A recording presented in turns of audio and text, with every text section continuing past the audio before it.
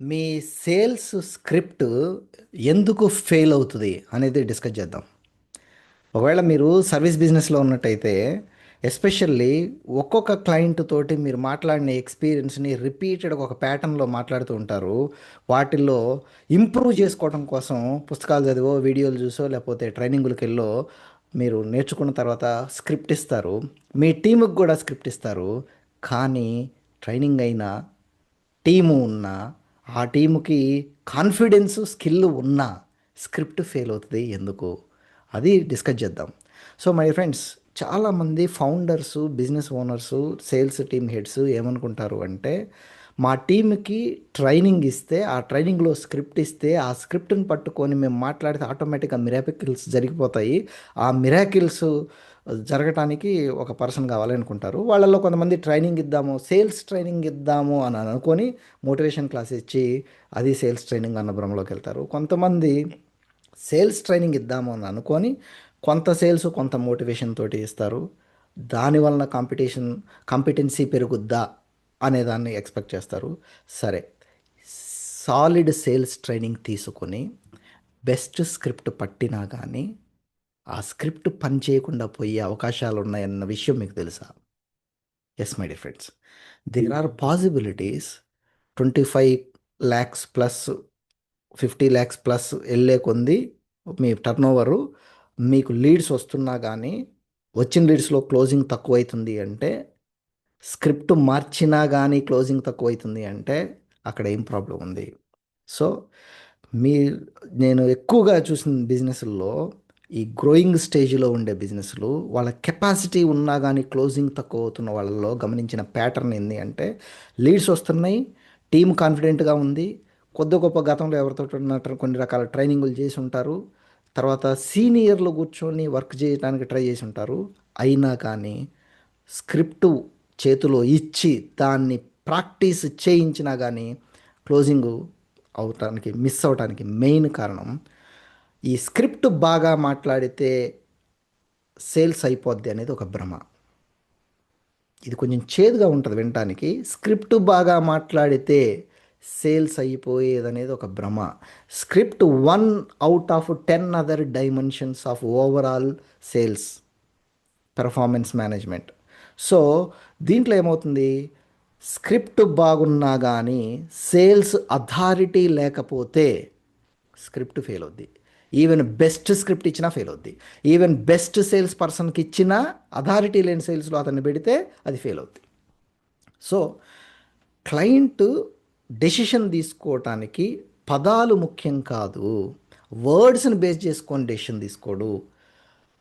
పొజిషనింగ్ని base చేసుకొని relatability, అంటే తనకున్న అవసరానికి, తనకున్న పరిస్థితులకి, తనకున్న ఇతర ఆల్టర్నేటివ్స్కి ఏది బెస్ట్ అనే రిలేటబిలిటీని దృష్టిలో పెట్టుకొని డెసిషన్ తీసుకుంటారు. సేల్స్ అంటే optimum decision making exchange process, value exchange చేస్తూ ఆప్టిమమ్ డెసిషన్ అంటే మనకి వాళ్ళకి ఇద్దరికి బెనిఫిట్ అయ్యేలాంటి డెసిషన్ని ఫెసిలిటేట్ చేసే విధానమే సేల్స్. సో ఇక్కడ ఏమవుతుంది, ఈ స్క్రిప్ట్ కోసం డిపెండ్ అయిపోయి స్క్రిప్ట్ బాగా ఉంటే బాగానే అవుతుంది, ఈ స్క్రిప్ట్ బాగా చేయలేదు కాబట్టి మా టీంలో ప్రాబ్లం ఉందేమని వాళ్ళని ఫైర్ చేసుకుంటా పోయి మీరు కొత్త వాళ్ళని చేసినా అదే ఫెయిల్ అవుతే ఇంకేం చేయాలి? నేను అన్ని రకాలుగా ట్రై చేశానండి, మీకు ఎంత చేసినా వర్కౌట్ అవ్వలేదండి అని చెప్పి మాలాంటి కన్సల్టెంట్స్ దగ్గరికి వచ్చి చెప్తారు వాళ్ళకి గతంలో జరిగిన ఎక్స్పీరియన్స్లో. అన్నీ చేశాము అని అనుకున్నామా? అన్నింటిలో కీలకమైన అంశాల్ని స్ట్రాంగ్గా పెట్టామా లేదా అనే దాన్ని బట్టి, ఎస్పెషల్లీ మీరు 2 crores 3 crores ప్లస్ టర్న్ ఓవర్ల మీద ఉండి ఇంకా బెటర్గా వెళ్ళాలి అంటే, లేదా మల్టిపుల్ బ్రాంచెస్ ఉన్నాయి, సేల్స్ ప్రాసెస్ స్టాండర్డైజేషన్ చేయాలి అంటే మీరు తెలుసుకోవాల్సింది సేల్స్ అథారిటీని ఫిక్స్ చేయటం. సో అసలు స్క్రిప్ట్ ఎందుకు ఫెయిల్ అవుద్ది? స్క్రిప్ట్ ఎందుకు ఫెయిల్ అవుద్ది అంటే, ట్రైనింగ్ ఇచ్చాము, స్క్రిప్ట్ ఇచ్చాము, తర్వాత కాన్ఫిడెన్స్ ఉంది టీంలో, కానీ బిజినెస్ ఓనర్ ఉన్నప్పుడు సేల్స్ జరుగుతుంది, లేదా సీనియర్ ఉన్నప్పుడు సేల్స్ జరుగుతుంది. ఎస్పెషల్లీ ప్రీమియం కస్టమర్స్తో హ్యాండిల్ చేయాలంటే ఫలానా వ్యక్తే కావాలి అనే సిచ్యువేషన్ ఉంది అంటే ఇక్కడ ఏం ట్రాన్స్ఫర్ కాలేదు? Dependency, competency. అన్నింటికంటే ముఖ్యంగా ఇది బయటికి కనిపిస్తుంటుంది, జనరల్గా ఎవరైనా పోయి అబ్జర్వ్ చేయొచ్చు, కానీ సేల్స్ అథారిటీ ట్రాన్స్ఫర్ కాలేదు. మీరున్నప్పుడు మాత్రమే జరుగుతుంది అంటే మీ ప్రాసెస్లో అథారిటీ లేదు, పర్సన్లో అథారిటీ ఉంది. లేదా ఓవరాల్ ఎక్స్పీరియన్స్ క్రియేట్ చేయడంలో అథారిటీ లేదు, ఒక పర్సన్ ఎక్స్పీరియన్స్ మీద ఆధారపడి ఉంది. ఎప్పుడైతే పర్సన్ కొన్ని కారణాల వలన మిస్ అవుతారో, లీవ్ కావచ్చు, లాంగ్ లీవ్ కావచ్చు, లేదా అనివార్య కారణాల వలన ఫ్యామిలీ రిలేషన్షిప్ ఇంకోటి ఇంకోటి దానికోసం పర్సన్ మారిపోతారో ఆటోమేటిక్గా మన సేల్స్ డ్రాప్ అయిపోద్ది. గ్రోయింగ్ స్టేజ్లో బిజినెస్కి ఇది చాలా risky modality of operation entire sales ప్రాసెస్లో.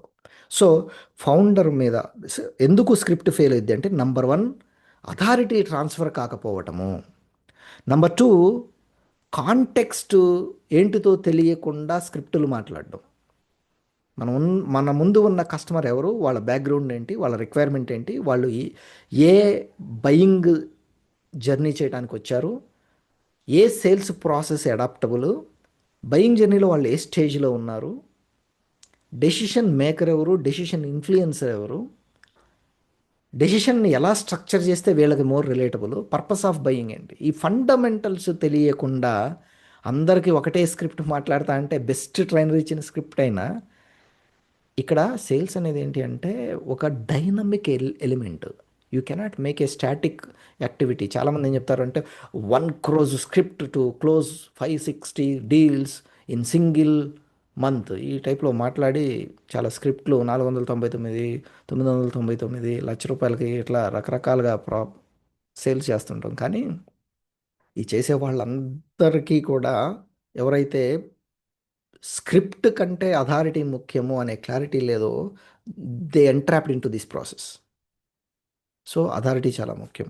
అది కాంటెక్స్ట్ తెలియకుండా నువ్వు ఎంత స్క్రిప్ట్ పెట్టినా ఏం ఉపయోగం. డైనమిక్గా మాట్లాడగలిగే కెపాసిటీ ఉండాలి. అథారిటీ ఉన్నప్పుడు అది ఆటోమేటిక్గా బిల్డ్ అవుతుంది. కొంచెం ట్వీక్స్ చేయాల్సిన అవసరం ఉంటుంది, అది చేయొచ్చు.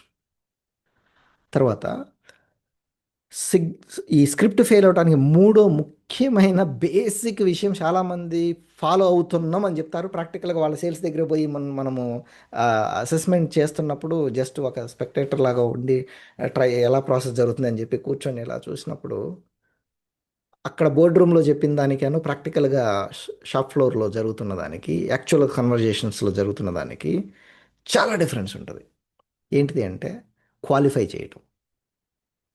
మా వాళ్ళు పలానా క్రైటీరియా ఉన్న వాళ్ళని కస్టమర్గా తీసుకుంటామండి, మేము మిగతా వాళ్ళని తీసుకోమండి. బిజినెస్ ఓనర్ చెప్తాడు, సేల్స్ హెడ్ చెప్తాడు, మేనేజర్ చెప్తాడు, బ్రాంచ్ హెడ్స్ అందరు మీటింగ్లో అందరూ చెప్తారు. ప్రాక్టికల్గా ఫీల్డ్లోకి వెళ్ళినప్పుడు డిఫరెన్స్ ఉంటుంది. ఒక్కొక్కళ్ళు ఒక్కొక్క పర్సనలైజ్డ్ ఎలిమెంట్లోంచి వెళ్తుంటారు. అంటే ఏంటి, ప్రాసెస్ స్టాండర్డైజ్ అవ్వలేదు and we are not able to understand the velocity of the sales and the effect of personalized decision making and then processes that are already involved in action. దాంట్లో already అక్కడున్న manager సిచ్యువేషన్కి తగ్గట్టుగానే అక్కడ team అంతా జరుగుతుంది అనేది మనం గమనించుకోలేకపోవటం. సో అథారిటీ ట్రాన్స్ఫర్ కాకపోయినా, కాంటెక్స్ట్ ఏందో తెలియకపోయినా, వీక్ క్వాలిఫికేషన్ ఉన్నా, ఎవరికి అమ్ముతున్నాం, ఎందుకు అమ్ముతున్నాం, ఎవరికి అమ్మాలి, ఎవరికి అమ్మకూడదు, ఇలాంటిది ఏమీ తెలియకపోయినా, ఎంత గొప్ప స్క్రిప్ట్ ఉన్నా, ఎంత బాగా మాట్లాడగలిగే స్క్రిప్ట్ని ఎంత బాగా తయారు చేసినా, నేను చేసినా ఈ భూమి మీద ఎవరు చేసినా అది వర్కౌట్ అవ్వదు. తర్వాత స్క్రిప్ట్ ఒక సపోర్టింగ్ టూల్ మాత్రమే, అది గుర్తుపెట్టుకోండి. అది ఎట్లా అంటే, మీరు ఆ, ఒ- ఒక మనిషి ఆరోగ్యమైన ఎక్సర్సైజ్ చేయటము, మెంటల్ పీస్కి సంబంధించిన యాక్టివిటీస్ రన్ చేయటము, మెడిటేషన్, మైండ్ఫుల్నెస్ ఇలాంటివి చేయటము, తర్వాత ఫిజికల్ ఎక్సర్సైజ్ చేయటము, రెడీ అయ్యి ఫ్రెష్ అయిపోయి స్నానం చేసి టైం మేనేజ్ చేస్తూ డిసిప్లిన్డ్గా చేయకుండా జస్ట్ మేకప్ వేసుకొని ఆఫీస్కి వెళ్ళిపోతా అంటే ఎలా ఉంటుంది. ఇంటర్నల్గా ఫౌండేషనల్ లెవెల్లో మ్యాండేటరీగా చేయాల్సిన ఎలిమెంట్స్ని చేయకుండా కేవలం మేకప్ వేసుకుంటే అది ఎంతవరకు, ఎంతకాలము ఆ వ్యక్తి ఓవరాల్గా ఎంత అందంగానే కనిపించినా ఎనర్జీ ఉండదు. గమనించారా? సో అది ఎలా తప్పు, అథారిటీని బిల్డ్ చేయకుండా సేల్స్ ప్రాసెస్లో స్క్రిప్ట్ మాత్రమే డిపెండ్ అవటం అంతే తప్పు. అది కాస్మెటిక్ లాంటిది, ఒక టూల్ అంతే. ఫౌండేషనల్ ఎలిమెంట్స్ని ఫిక్స్ చేయాలి. So strong sales system build చేయాలి. ఒకవేళ ఉన్నట్టయితే ఏమవుద్ది, క్లియర్ పొజిషనింగ్ ఉంటుంది మీకు. మీ మార్కెట్లో ఉన్న మిగతా వాళ్ళకంటే క్లియర్ పొజిషనింగ్ ఉంటుంది. మీ మెసేజ్ ప్రాపర్గా అవతల వాళ్ళకి అర్థమవుద్ది. ఐడియల్ కస్టమర్కి స్పష్టంగా అర్థమవుద్ది. వాళ్ళు మీకు అట్రాక్ట్ అవుతారు. రాంగ్ కస్టమర్స్ రిపెల్ అయిపోతారు. తర్వాత స్ట్రాంగ్ సేల్స్ డిఫరెన్షియేటర్ ఉంటుంది. అంటే why should I buy from me అన్నదానికి, మీ దగ్గర నేను ఎందుకు కొనాలి అనే దానికి ఆన్సర్ ఉంటుంది. అందుకే నేను ది అల్టిమేట్ సేల్స్ డిఫరెన్షియేటర్ అని చెప్పి ఒక బుక్ రాశా సర్వీస్ బిజినెస్ ఓనర్స్కి. అమెజాన్లో అవైలబుల్ ఉంది. కావాలంటే మీకు PDF copy, Amazon kindle version ఉంటుంది. ఓకే. సో సేల్స్ డిఫరెన్షియేటర్ అంటే ఏంటి అంటే, మీ దగ్గర నేను ఎందుకు కొన్నాదని క్వశ్చన్ క్రియేట్ చేయగలగాలి, ఆన్సర్ క్రియేట్ చేయగలగాలి. అంటే you should be able to position your product or service which can talk what is it's difference. దాని గురించి మీరు చెప్పగలగాలి, దాన్ని అదే కమ్యూనికేట్ చేసుకోగలగాలి. బేసిక్స్తో 1 లైన్లో మీరు చెప్తే డిఫరెన్షియేట్ అవ్వాలి. ఓకే. మోటివేషన్ క్లాసుల బదులు సీరియస్ బిజినెస్ గ్రోత్ కోసము మార్కెటింగ్ అండ్ సేల్స్ సిస్టమ్స్ని బిల్డ్ చేయాలి అని అనుకుంటే నన్ను కలవండి. That's my single line. Simple. Sales అథారిటీని బిల్డ్ చేయాలనుకుంటే మీ బిజినెస్లో let us discuss. Simple line. మిగతా ట్రైనింగ్కి మన ట్రైనింగ్కి డిఫరెన్స్ సింగిల్ లైన్. అలాగే మీరు కూడా మీ బిజినెస్లో ఒక స్ట్రాంగ్ సేల్స్ సిస్టమ్ ఉంది అంటే క్లియర్ పొజిషనింగ్ ఉంటుంది, సేల్స్ డిఫరెన్షియేటర్ ఉంటుంది, డిఫైన్డ్ క్వాలిఫికేషన్ ఉంటుంది. ఇది చేస్తే నేను కస్టమర్గా తీసుకుంటాను, ఈ క్యారెక్టరిస్టిక్స్ ఉంటే తీసుకుంటాను, ఈ క్యారెక్టర్స్ ఉంటే తీసుకోను అనే క్లారిటీ ఉంటుంది. తర్వాత డెసిషన్ స్ట్రక్చర్ ఉంటుంది. ఎప్పుడు ఏమైందో తెలియదు, కస్టమర్కి అన్ని వివరాలు పంపిస్తాము, డైరెక్ట్ పోయి మీటింగ్లో మాట్లాడతాము, మాట్లాడిన తర్వాత ఇంకా మళ్ళీ వెయిట్ చేస్తూ కూర్చుంటాము. ఆ పరిస్థితి ఉండదు. డెసిషన్ క్లారిటీ ఉంటుంది, నెక్స్ట్ స్టెప్ ఏందో ఉంటుంది. లాంగర్ సేల్స్ సైకిల్స్, బీ2బీ sales cycles, high ticket sales cycles, 50 crores 100 crores ఇలాంటివి అయితే, ఈ 50 crores 100 crores ఇంటర్నల్ ఛాంపియన్ని బిల్డ్ చేయటం, ఇట్లా ఒక ప్రాసెస్ ప్రకారం వెళ్ళే ప్రతి స్టెప్ని మీరు ఎలా అనేది క్లారిటీ ఉంటుంది. తర్వాత ఈ డెసిషన్ క్లారిటీ మాత్రమే కాదు, కంట్రోల్, నెక్స్ట్ స్టెప్ ఏంటి అనే కంట్రోల్ ఉంటుంది. ఇది stronger sale system process. So మీరు స్క్రిప్ట్ మీద ఫోకస్ చేస్తూ అథారిటీ లేకపోతే అది స్ట్రక్చర్ అవ్వదు. అథారిటీ ఉంటే స్ట్రక్చర్ ఉన్నట్టు. ఒకవేళ స్క్రిప్ట్ మాత్రమే ఫోకస్ చేస్తే దాని వలన మీకు పెరిఫెరల్గా పై వర్క్ చేయటం కోసం ట్రై చేస్తున్నారు. మీకంటే బెటర్గా అథారిటీ ఉన్న వాళ్ళకి బిజినెస్ వెళ్ళిపోతూ ఉంటుంది. అది మీకు ఎందుకు పోతుంది అనేది అర్థం కాకపోవచ్చు. ఇంకో విషయం ఏంటంటే, మీ సర్వీస్ గొప్పదై ఉండొచ్చు, కానీ అథారిటీని బిల్డ్ చేయకపోతే దట్ విల్ గో. మీరు ఇండస్ట్రీలో చూడండి, మీకంటే అంత గొప్ప సర్వీస్ ఇవ్వని వాళ్ళకి కూడా ఎక్కువ బిజినెస్ వస్తుంది అనేది కనిపిస్తుంది. అంటే somehow there are things that are happening around it. తర్వాత మీ స్ట్రక్చర్ని చెక్ చేసుకోండి, స్క్రిప్ట్ని కాదు. మీరు ఒకవేళ రెగ్యులర్గా లీడ్స్ వస్తున్నాయి, టీం ఉంది, డెవలప్ చేసుకోవడానికి, గ్రోత్ అవ్వడానికి ఆప్షన్ ఉంది, చాలా రకాలుగా ప్రయత్నం చేశాను, అయినా కానీ కొన్ని పాయింట్స్ దగ్గర ఆగుతున్నాను, ఎందుకు అర్థం కావట్లేదు అంటే, మీ సేల్స్ అథారిటీని బిల్డ్ చేయాలి అని అనుకుంటే నేను సేల్స్ అథారిటీ డయాగ్నసిస్ కాల్ ద్వారా మీతో మాట్లాడతాను, జూమ్లో మాట్లాడతాను.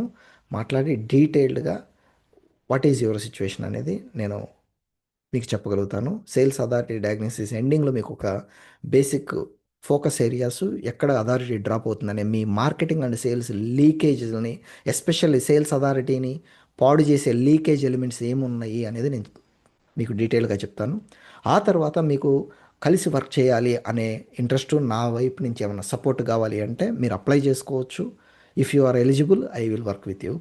So I will see you in the next video to build another important element that will build your sales authority. I wish you all the best. Have a great day.